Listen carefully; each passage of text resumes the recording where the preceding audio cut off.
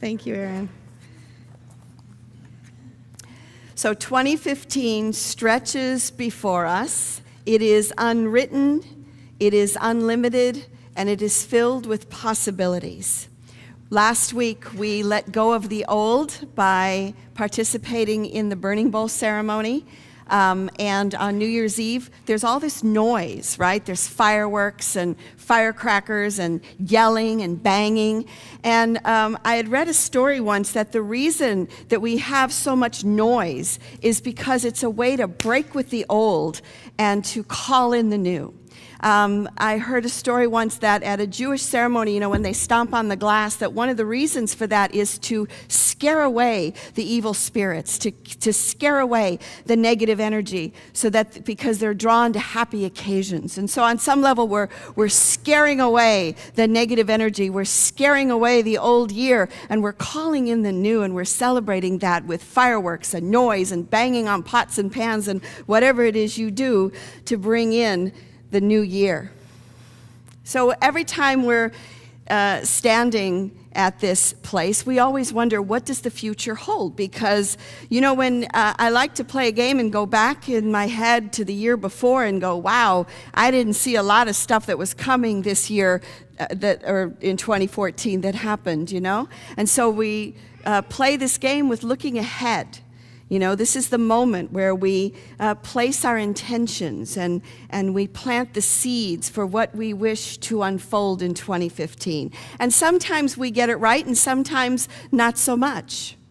I was watching this video about the movie Back to the Future. Remember that movie? In 1985 is when it came out. And then they went into the future at the end of the movie, and the sequel was in 89. And they ended up in 2015. So a lot of the discussion's been going around is, what did they get right and what did they get wrong? Well, they got the clothes wrong, first of all. I don't know. They're wearing like sparkly silver clothes with tiny little silver hats, so they got that wrong. There was an article in Yahoo News by Dylan Stableford, and he said, okay, here's some of the things they got wrong and some of the things they got right. They got wrong flying cars. We're not there yet, right? What they got right is a flat screen television and Skype-like technology. There's a scene in the film where Marty McFly is talking to his boss on a big screen television. And do we not have Skype and FaceTime now, which was a dream back then? What they got wrong was self-lacing shoes. Although Nike says it is working on a prototype right now. The other thing they got wrong was a jacket you could put on and you just push a button and then the jacket fits you. It gets bigger, it gets smaller, depending on your size. What they got right, 3D technology. We're making some amazing things that we're doing with holograms and 3D technology now. What they got wrong was fax machines. If you watch a clip from the film in '89, there's fax machines everywhere that are spitting out different messages. And they're saying probably because when the film was made, fax machines were brand new. So they probably thought by 2015, we're just going to have a fax machine everywhere. In fact, they are now becoming a bit obsolete, aren't they? Well, what they got right, sort of, is food. They have dehydrated food, and although we don't have it as the same as in the film, we do have dehydrated food. I don't know that anybody actually eats it, but we have it. And it's also what they got right, sort of, is hoverboards. It's something that also is being worked on right now. My, of course, favorite was that the Cubs were in the World Series and won it with Miami. And as they point out, that the sequel actually didn't take place until October 21st, 2015, so there's still a lot of time for these things to manifest, like the fashion and whatever. So the movie is sort of like our lives, isn't it? It at the beginning of a new year, we state our intentions and our goals, and sometimes we get it right on, and sometimes we kind of miss the mark, right? In Proverbs 16:9, we read that people plan their path, but the Lord secures their steps.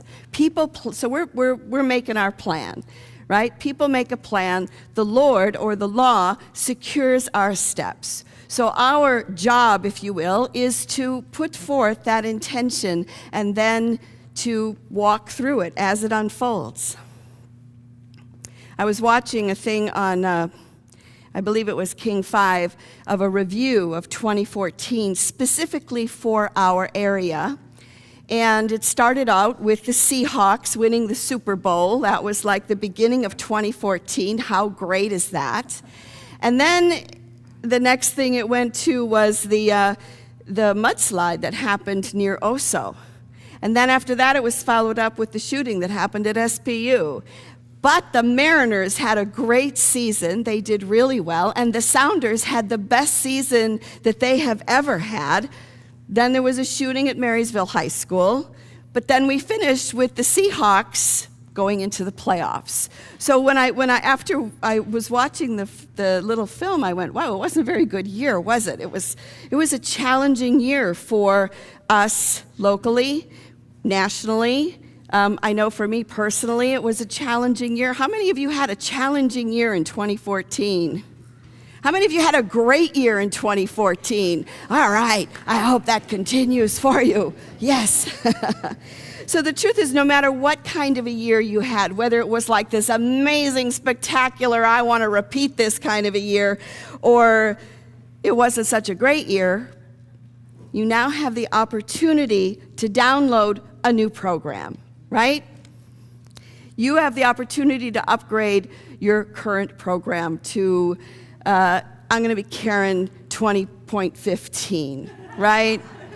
Gabriel 20.15, James 20.15. Because each one of us has the power to create a new life. Because we are co-creators of God. And we're here for a number of reasons. To love is the primary one, but we are also here to bring our dreams and our visions into manifestation and into the world. We are here to dream. We are here to vision. And I think that when we stop dreaming, that's when we start dying. That's when we start letting go. Now, I know there's times in our lives where big things happen. And so you may be at a place where you're like, you know what? I don't really know if I have a dream right now. I'm kind of in this void place, because sometimes we end up there.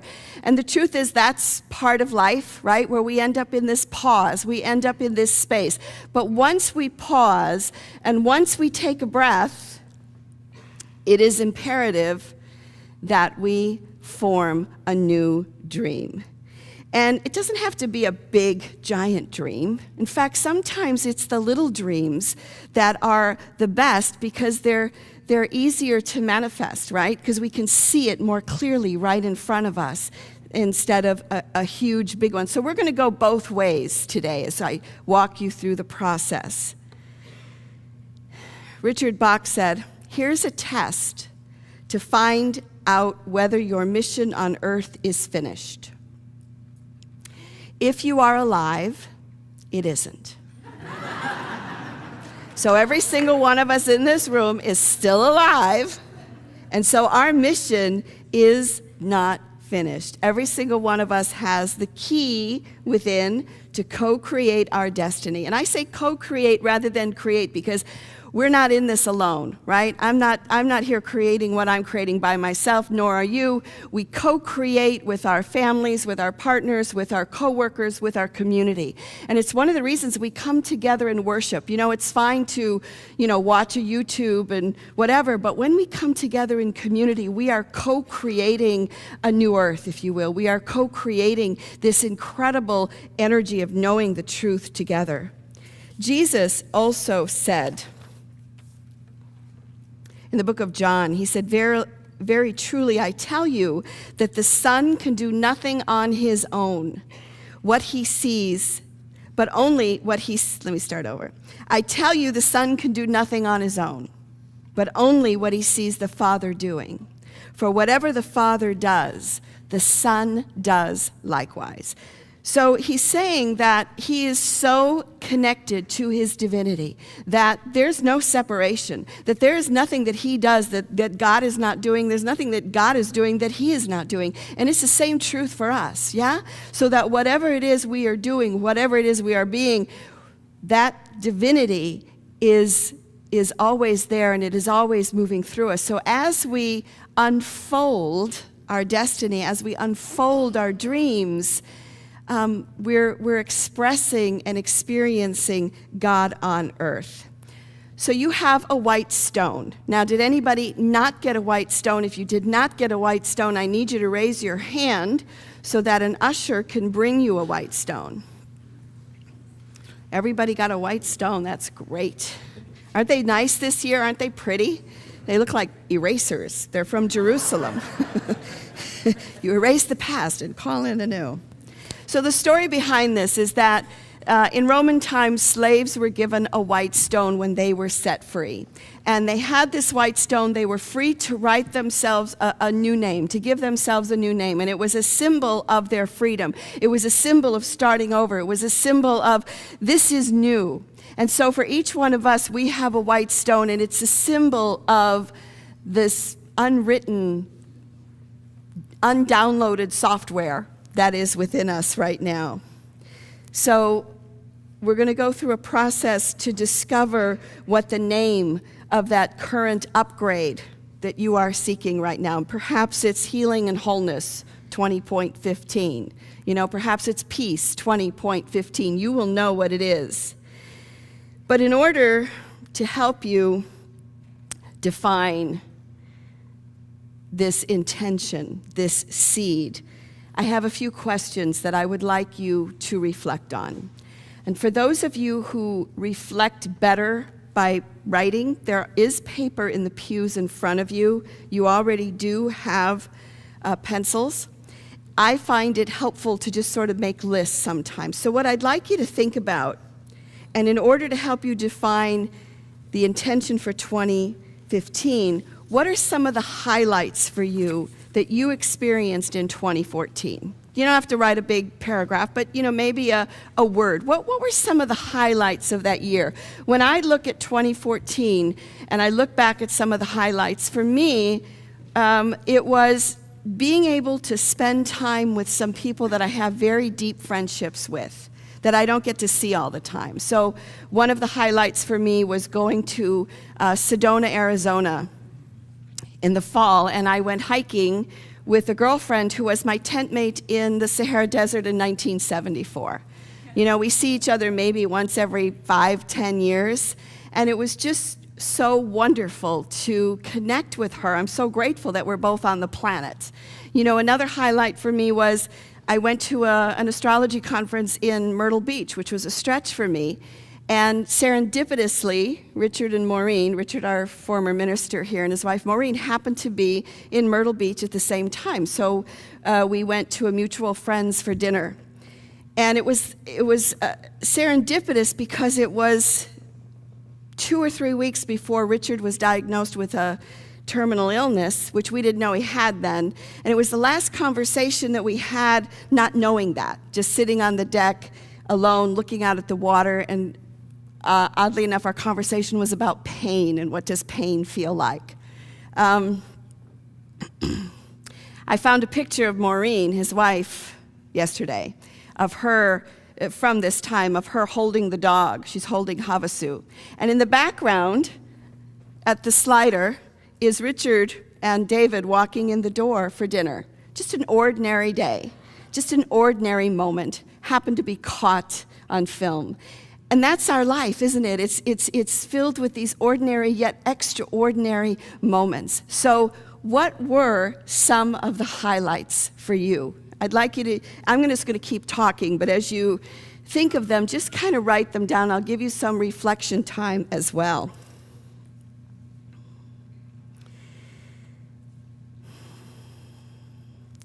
And here's the other side of this. What were some of your challenges in 2014? What were some of your mistakes or ways that you missed the mark perhaps things that didn't go so well. Because the truth is, the things that went wrong can tell you as much about where you need to go in 2015 as the things that went right, right? So what were some of the challenges that you had in 2014? For me, I fell over a year ago on my shoulder, and it has really affected my physical body because it's sort of pulled me in this direction. And it's been a sobering experience for me because every time I've had any kind of an injury or illness, I've been able to heal it myself, like pretty quickly. Not myself, but with help, doctors and things. I've been able to heal it, and this has not been healing for me. So this informs where I need to go in 2015. I can't just look at, wow, these were the great things, but this is the challenge that I'm living with in my life too, and how does it all mix together to guide me? So what were some of your challenges that you had in 2014? I'd like you to list those.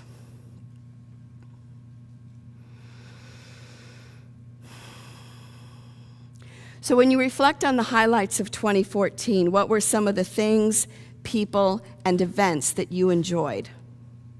So now I'm cueing you on this. What were some of the things, some of the people, and some of the events that you enjoyed? And of those things that you enjoyed, what do you want more of? So for me, if it's deep friendships, then what do I need to do to call in more of those experiences in my life? What do you want more of in 2015 when you look at that list? And now look at some of your losses, some of your lows, perhaps how you have fallen. And what does this inform you? How does this inform you about 2015? What's the direction that you need to move in?